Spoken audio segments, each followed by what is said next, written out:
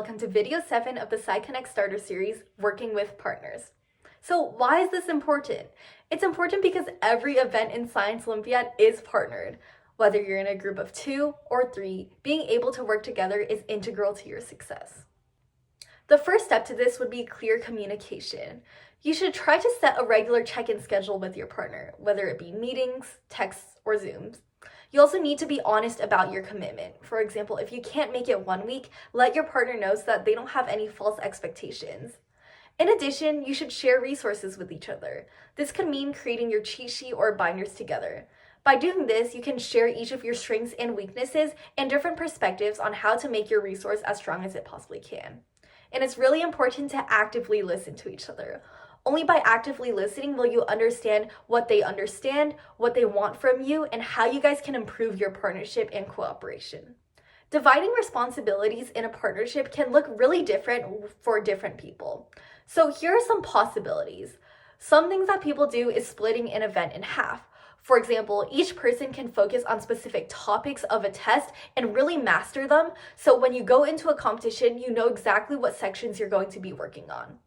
Something else that you can do is both partners can learn everything. This can be really helpful because everyone will have experience no matter what question they're given.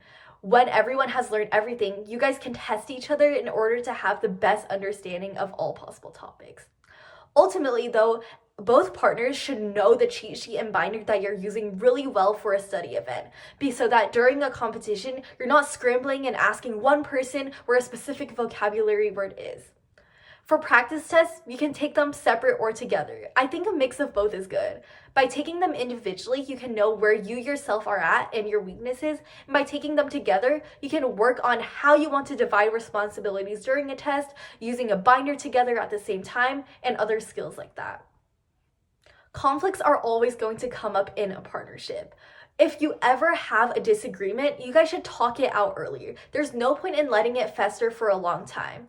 You should also always assume the best intentions of your partner. They're probably hoping the best for you and your partnership and want you guys to do the best that you possibly can. If something really goes wrong, you can always ask a captain or a coach of your team for help, and they will definitely help you guys work it out.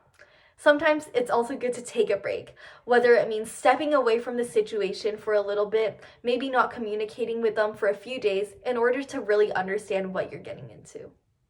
On the day of the test, there's some things that you want to coordinate with your partner.